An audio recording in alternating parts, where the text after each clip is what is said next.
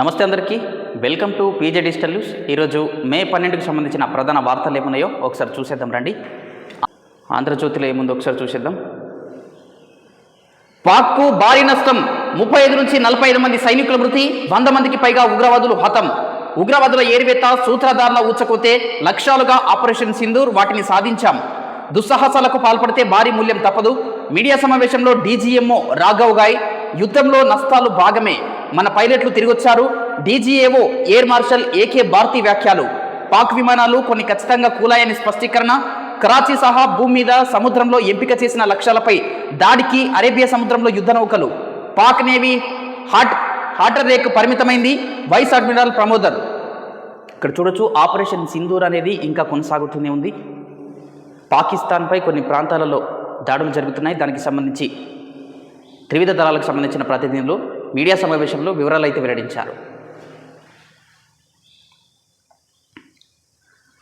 పీఓకేను తిరిగి ఇవ్వాల్సిందే. ఉన్నత స్థాయి సమావేశంలో ప్రధాని మోదీ, ఉగ్రవాదులను భారత్కు అప్పగించాలి, ఇవి జరిగితేనే పాకిస్తాన్తో చర్చలు, మాపై దాడి జరిగితే తీవ్రంగా స్పందిస్తాం, మాకెలాంటి మధ్యవర్తిత్వం అక్కర్లేదు. అమెరికా ఉపాధ్యక్షుడు వాన్స్కు మోదీ స్పష్టం చేసినట్లు సిఎన్ఎన్, ఇండియా టుడే కథనాలు. ఇంటెలిజెన్స్ హెచ్చరికలతోనే మోదీకి వాన్స్ ఫోను. వైట్ హౌస్ వర్గాలను ఉటంకించిన సిఎన్ఎన్ ఉన్నత స్థాయి సమావేశం నిర్వహించిన మోదీ, పాక్ నుంచి బుల్లెట్లొస్తే శతజ్ఞులతో బదులు, కాల్పుల విరమణ ఉల్లంఘన జరిగితే ఆర్మీ చీఫ్కు సర్వాధికారాలు ఇస్తూ ఆదేశాలు. ఇక్కడ చూడొచ్చు, అమెరికా ఉపాధ్యక్షుడు వాన్స్ భారత్ పాకిస్తాన్ మధ్య శాంతి చర్చలు జరిపేందుకు మధ్యవర్తిత్వం వహిస్తూ ఉన్నారు. ఈ నేపథ్యంలో ప్రధాని నరేంద్ర మోదీకి ఫోన్ ద్వారా మాట్లాడారు, శాంతి చర్చలు జరపాలని చెప్పి. సో నేడు డీజీఎంఓల చర్చలు కూడా జరగనున్నాయి పాకిస్తాన్ భారత్కు సంబంధించి. ఈ నేపథ్యంలో నిన్న త్రివిధ దళాలతో ఉన్నత స్థాయి సమావేశంలో మోదీ గారు కీలక వ్యాఖ్యలు చేశారు. మాపై దాడి జరిగితే దాన్ని తీవ్రంగా పరిగణిస్తామని చెప్పి, పీఓకేను ఖచ్చితంగా అప్పగించాలి, అదేవిధంగా ఉగ్రవాదులను తమకు అప్పగించాలని చెప్పి కూడా ఈ సమావేశంలో చర్చించారు. ఈ విషయంలో ఏ దేశాలు మధ్యవర్తిత్వం వహించినా, ఏ దేశాలు జోక్యం చేసుకున్నా పట్టించుకోము, జోక్యాన్ని వ్యతిరేకిస్తామని చెప్పి కూడా చెప్తున్న పరిస్థితి.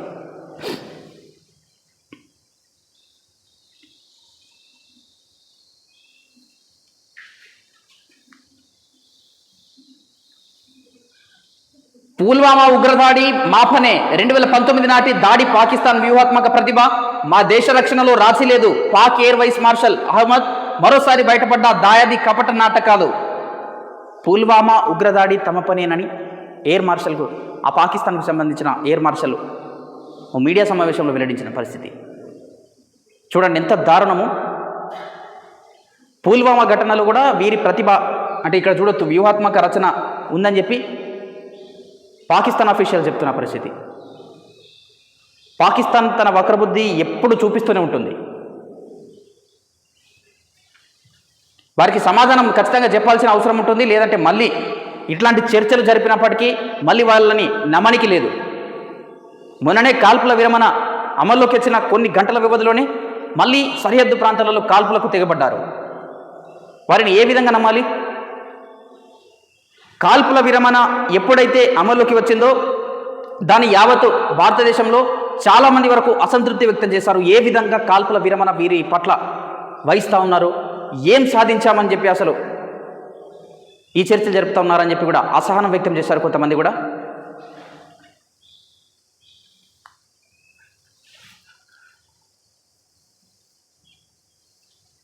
ప్రధాన వార్తలు ఏమున్నాయి ఒకసారి చూసేద్దాం. నేడు బుద్ధవరానికి అందాల భామలు, నాగార్జున సాగర్కు మిస్ వరల్డ్ ప్రతినిధుల రాక, ప్రత్యేక బస్సుల్లో తీసుకెళ్లనున్న అధికారులు, 2000 మంది పోలీసులతో బందోబస్తు. మే 10వ తేదీ నుంచి హైదరాబాద్ వేదికగా ప్రపంచ సుందరి పోటీలు జరుగుతూ ఉన్నాయి. ఇందులో భాగంగానే వివిధ దేశాలకు సంబంధించిన అందాల భామలు హైదరాబాద్కు చేరుకున్నారు. వారికి తెలంగాణ సంస్కృతి, సాంప్రదాయాలు, కట్టడాలు, అన్ని పర్యాటక ప్రదేశాలను వారికి చూపించనున్నారు.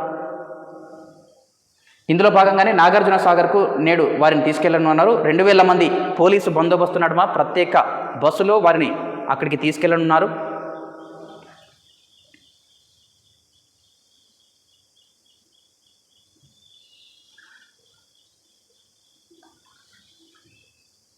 పనులు చేయడానికి అప్పులు దొరకట్లేదు, చేసిన పనులకు చెల్లింపులు లేవు, సీఎంఓకు కాంట్రాక్టర్ల లేక, టెండర్లలో దక్కించుకున్న ప్రభుత్వ పనులు చేయడానికి తమ వద్ద నిధులు లేవని, అప్పులు పుట్టడం లేదని కాంట్రాక్టర్లు వాపోయారు. వివిధ శాఖల్లో పనులు దక్కించుకొని పూర్తి చేసినా వాటికి బిల్లులు సమయానికి చెల్లించలేదన్నారు.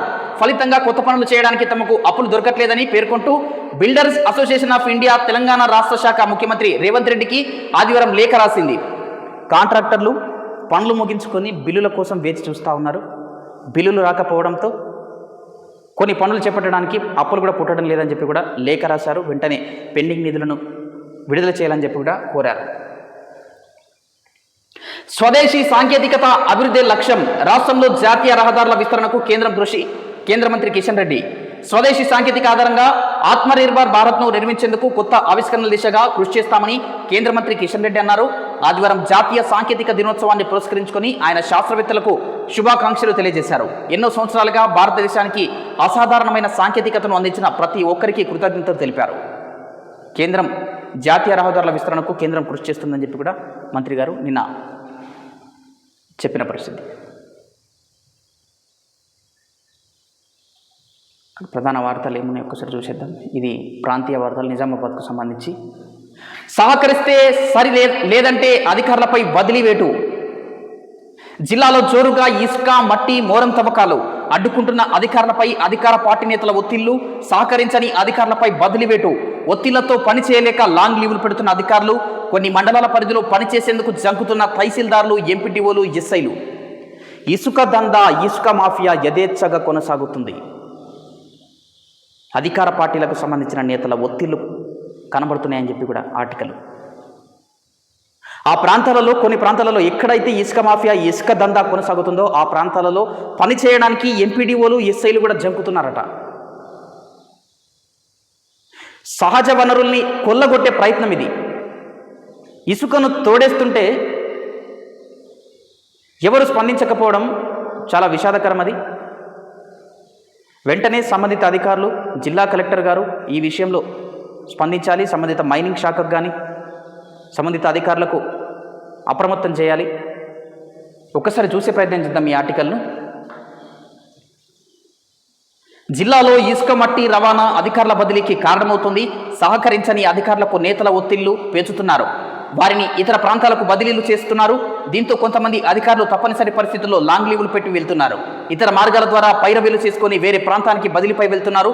కొన్ని నియోజకవర్గాల్లో అధికార పార్టీకి చెందిన నేతలు ఎవరికి వారే ఒత్తిళ్లు పెట్టడం వల్ల కింది స్థాయి అధికారులు ఇబ్బందులు పడుతున్నారు. గ్రామ స్థాయిలో మట్టి, మొరం, ఇసుక తవ్వకాలను పట్టించుకునే అధికారులు మాత్రం బదిలీపై వెళ్తున్నారు. కొన్ని మండలాల పరిధిలో పనిచేసేందుకు తహసీల్దార్లు, ఎస్ఐలు, ఎంపీడీఓలతో పాటు ఇతర అధికారులు జంకుతున్నారు. ఆ మండలాలు, నియోజకవర్గాల నేతలు ముందస్తుగానే సహకరిస్తేనే ఆ ప్రాంతాలకు వెళ్తున్నారు.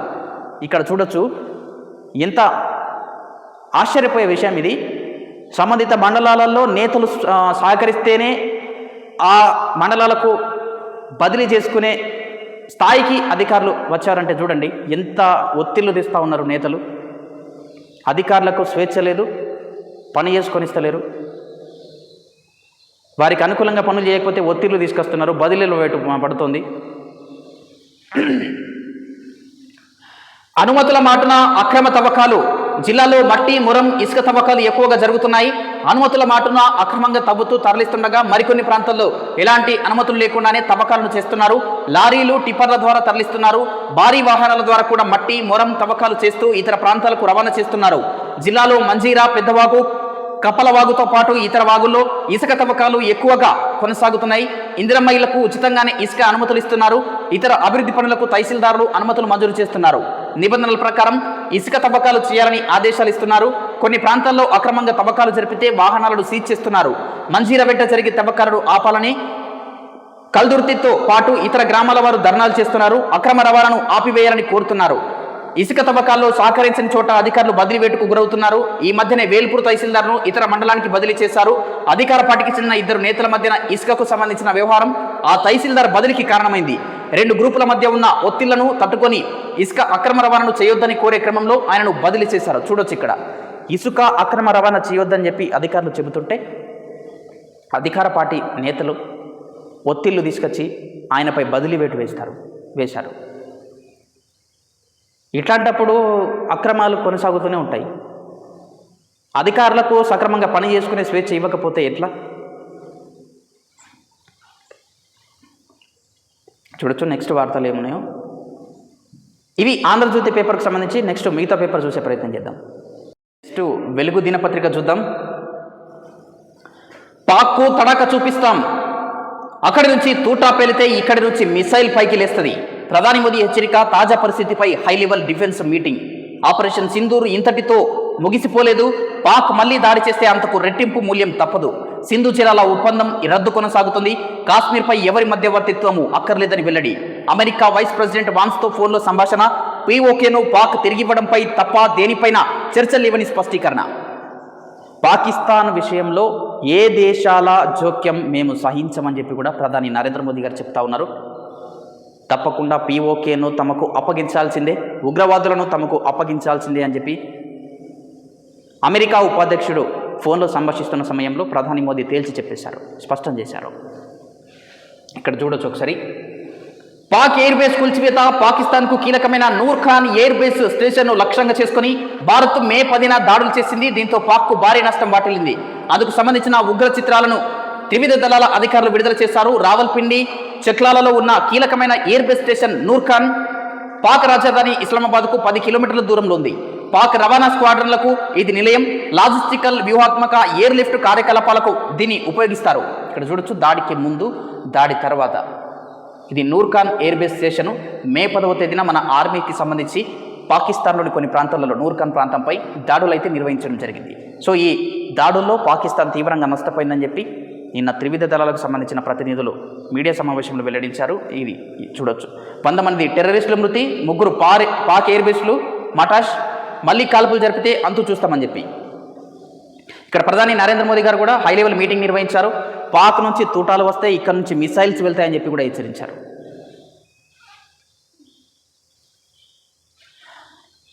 బలూచ్ పోరాటం ఉధృతం. పాకిస్తాన్లో అంతర్యుద్ధం తీవ్రమైంది.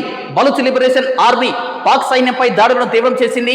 పాక్ సైన్యం ఆధీనంలో ఉన్న ప్రాంతాలపై మెరుపు దాడులతో ఒక్కొక్కటిగా ఆక్రమించుకుంటున్నది. బిఎల్ఏ దాడులతో పాక్ సైన్యం ఉక్కిరిబిక్కిరవుతుంది. బలూచ్ పోరాటాలు ఉధృతంగా మారుతూ ఉన్నాయి. బలూచిస్తాన్కు సంబంధించి బలూచ్ వాళ్ళు, లిబరేషన్ ఆర్మీ వారు పాకిస్తాన్పై దాడులు కొనసాగిస్తూ ఉన్నారు. ఇటు భారత్కు సంబంధించి, అటు బలూచ్కు సంబంధించి దాడులు జరుగుతుండడంతో పాకిస్తాన్ ఉక్కిరిబుక్కిరైపోతుంది.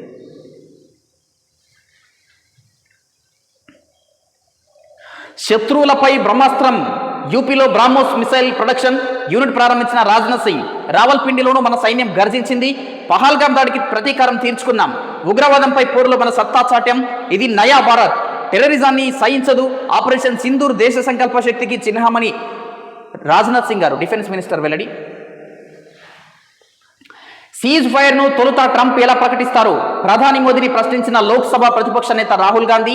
పార్లమెంటు ప్రత్యేక సమావేశాలు ఏర్పాటు చేయాలని లేఖ. ఆపరేషన్ సింధూర్ కాల్పుల విరమణపై చర్చించాలని విజ్ఞప్తి. ఆపోజిషన్ పార్టీల తరపున రిక్వెస్ట్ చేస్తున్నామని వెల్లడి. రాహుల్ లేఖను సమర్థిస్తూ ప్రధానికి మరో లేఖ రాసిన ఖార్గే. చూడొచ్చు ఇక్కడ.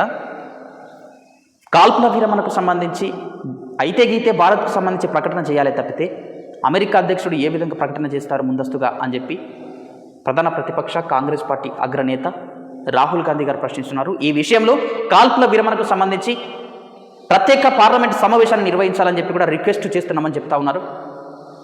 ఎలాంటి అందరి అభిప్రాయాలు తీసుకోకుండా ఎలాంటి నిర్ణయాలు కూడా తీసుకోవద్దన్న విధంగా ఆయన మాట్లాడుతూ ఉన్నారు. చూడాలి మరి ఏం జరుగుతుందో. ఇక్కడ చూడొచ్చు. వీర జవాన్ మురళీ నాయక్కు కన్నీటి వీడ్కోలు. ఏపీలో అధికారిక లాంఛనాలతో అంత్యక్రియలు. హాజరైన డిప్యూటీ సీఎం పవన్, మంత్రి లోకేష్. సొంతూరు కల్లితాండాకు మురళీ నాయక్ పేరు. జమ్మూ కాశ్మీర్ బార్డర్లో వీరమరణం పొందిన జవాన్ వీర మురళీ నాయక్కు జనం కన్నీటి వీడుకోలు పలికారు. ఆయన అంత్యక్రియలు ఆదివారం ఏపీలోని శ్రీ సత్యసాయి జిల్లా గోరంట్ల మండలం కల్లితాండలో అధికారిక లాంఛనాలతో ముగిశాయి. ఇక్కడ చూడొచ్చు. జవాన్ మురళీ నాయక్ తల్లిదండ్రులను ఓదారుస్తున్న AP deputy CM Pawan Kalyan. ఎంత రోదన, కుటుంబ సభ్యుల రోదన. బార్డర్లో పాక్ కాల్పులకు పాల్పడడంతో వీరమరణం పొందిన మురళీ నాయక్ అంత్యక్రియలు నిన్న అధికారిక లాంఛనాలతో తన స్వగ్రామంలో నిర్వహించారు.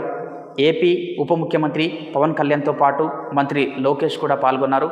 పెద్ద సంఖ్యలో, వేల సంఖ్యలో జనాలు కూడా తరలివచ్చారు. ఆయనకు కన్నీటి వీడుకోలు పలికారు. ఆయన చివరి మజిలీలో వేలాదిగా ప్రజలు భారత్ మాతాకి జై అంటూ నినదిస్తూ, ఇక్కడ మళ్ళీ వారి గ్రామానికి మురళీ నాయక్ అనే పేరు కూడా పెట్టే ఆలోచనలో ఉన్నారు, పెడతా ఉన్నారు. ఆ అమరుడి త్యాగాలు వృధా పోవు.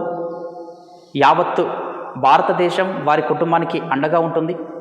ఆయన ఆత్మకు శాంతి చేకూరాలని చెప్పి కోరుతా ఉన్నాము. మిగతా వార్తలు చూద్దాం ఒకసారి. 5 రోజులు వానలు, రాష్ట్ర వ్యాప్తంగా మోస్తారు వర్షాలు కురుస్తాయని వాతావరణ శాఖ వెల్లడి. ఇవాళ ఎల్లో అలర్ట్, రేపటి నుంచి 3 రోజులు ఆరెంజ్ అలర్ట్. 60 కిలోమీటర్ల వేగంతో ఈదురుగాలు వీస్తాయన్న ఐఎండీ.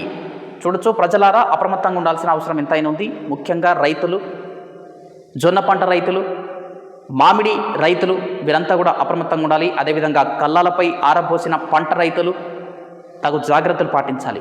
రానున్న 5 రోజులు వర్షాలు పడనున్నాయి. ఈరోజు ఎల్లో అలర్ట్ ఉంటే రేపటి నుంచి 3 రోజుల పాటు ఆరెంజ్ అలర్ట్ ఉన్నది. ఈ మేరకు ఐఎండీ వాతావరణ శాఖ కూడా వెల్లడించింది. రాష్ట్రంలో రానున్న 5 రోజుల పాటు ఈదురుగాలులు, ఉరుములతో కూడిన వర్షాలు కురుస్తాయని వాతావరణ శాఖ వెల్లడించింది. సోమవారం ఎల్లో అలర్ట్, మంగళవారం నుంచి 3 రోజులు ఆరెంజ్ అలర్ట్ జారీ చేసింది. ఈ మేరకు ఆదివారం బులెటిన్ విడుదల చేసింది. సోమవారం ఆదిలాబాద్, నిర్మల్, నిజామాబాద్, భద్రాద్రి కొత్తగూడెం, ఖమ్మం, కామారెడ్డి జిల్లాలో 40 నుంచి 50 కిలోమీటర్ల వేగంతో, మిగతా జిల్లాలో 30 నుంచి 40 కిలోమీటర్ల వేగంతో ఈదురుగాలు వీస్తాయని అందులో పేర్కొంది. ఈదురుగాలుల బీభత్సం కూడా ఉండనుంది. ఈ నేపథ్యంలో అటు ప్రజలు, ఇటు రైతులు, వాహనదారులు కూడా అప్రమత్తంగా ఉండాల్సిన అవసరం ఎంతైనా ఉంటుంది.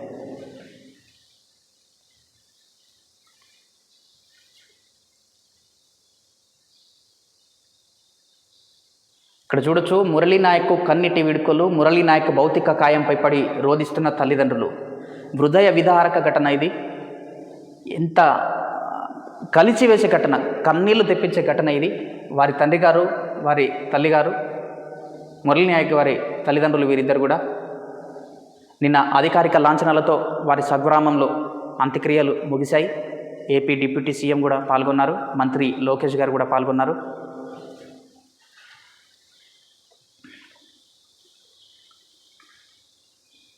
మిగతా ప్రధాన వార్తలు ఏమున్నాయో ఒకసారి చూసేద్దాం. ఈటల మతి తప్పి మాట్లాడుతున్నారు. సీఎంను తిడితే పదవి వస్తుందనుకోవడం మూర్ఖత్వం. ఆది శ్రీనివాస్. బీజేపీ ఎంపీ ఈటల రాజేందర్ మర్యాదస్తుడుగా అనుకున్నామని, కానీ ఆయనకు మతి తప్పిందని, పదవులు, రాజకీయాల కోసం దిగజారి మాట్లాడుతున్నారని ప్రభుత్వ వైపు ఆది శ్రీనివాస్ ఫైర్ అయ్యారు. సీఎం రేవంత్ రెడ్డిపై ఈటల చేసిన వ్యాఖ్యలను ఆయన తీవ్రంగా ఖండించారు. బీజేపీ రాష్ట్ర అధ్యక్ష పదవి కావాలంటే మీ అధిష్టానాన్ని కాక పట్టుకో, కానీ సీఎంను తిడితే పదవి వస్తుందనుకోవడం నీ అవివేకమని నిదర్శనమని, ఇన్నెల్లో రాజకీయాల్లో ఉండి చివరకు ఈ స్థితికి వస్తామని అనుకోలేదు. నీ పిచ్చివాగుడు, పిచ్చి ప్రేరేపణలు ఆపు, శాడిస్ట్ సైకో అని మాట్లాడవు, మాకు అంతకు మించిన మాటలు వస్తాయి, అది గుర్తుపెట్టుకో అని హెచ్చరించారు. ఇక్కడ ఈటల ఖబర్దారని జగ్గారెడ్డి గారు. సీఎం రేవంత్ రెడ్డి పట్ల కాంగ్రెస్ గురించి నోరు చారితే నడి రోడ్డుపై బట్టలు విప్పి గుంజీలు తీస్తామని బీజేపీ ఎంపీ ఈటలను కాంగ్రెస్ సీనియర్ నేత జగ్గారెడ్డి హెచ్చరించారు. చూడొచ్చు, ఎంత దారుణమైన విమర్శలు, ప్రతి విమర్శలు కొనసాగుతూ ఉన్నాయి. సీఎంపై అనుచిత వ్యాఖ్యలు చేస్తే సహించలేదని చెప్పి కూడా కాంగ్రెస్ పార్టీకి సంబంధించిన వారు. రేపటి నుంచి ప్రభుత్వ టీచర్లకు ట్రైనింగ్. ఇక్కడ ఒకసారి జూమ్ చేయండి. జిల్లా స్థాయిలో గవర్నమెంట్ టీచర్లకు ఈ నెల 13 నుంచి ట్రైనింగ్ ప్రారంభం కానుంది. హై స్కూల్ హెడ్ మాస్టర్లు, టీచర్లకు మంగళవారం నుంచి 20 వరకు సబ్జెక్టుల వారీగా శిక్షణ ఇస్తారు. ఎస్జిటీలకు మండల స్థాయిలో 20 నుంచి ట్రైనింగ్ ప్రారంభం కానుంది. అయితే జూలై వరకు రిటైర్డ్ కానున్న టీచర్లకు ఇందులో మినహాయింపు ఇచ్చారు. 2008 స్పెషల్ విద్యా వాలంటీర్లు మండల స్థాయిలో ట్రైనింగ్కు అటెండ్ కావాలని స్కూల్ ఎడ్యుకేషన్ అధికారులు ఆదేశాలిచ్చారు. హై స్కూళ్లలో ఇన్ఛార్జ్ హెచ్ఎంలో పనిచేస్తున్న వారంతా స్కూల్ అసిస్టెంట్ కేడర్లోనే ట్రైనింగ్కు అటెండ్ కావాలని సూచించారు. ఈ నెల 31లోగా టీచర్ల ట్రైనింగ్ ప్రక్రియ పూర్తి చేయాలని డిఈఓలకు విద్యాశాఖ సూచించింది. టీచర్లకు ట్రైనింగ్ కొనసాగనుంది. 13వ తేదీ నుంచి ఈ నెల 31వ తేదీ వరకు కొనసాగనుంది. సో ఇవి మే 12కు సంబంధించి ప్రధాన వార్తలు. చూస్తూనే ఉండండి మన పీజే డిజిటల్ న్యూస్. నేను మీ ప్రదీప్ జిల్లెడవారు.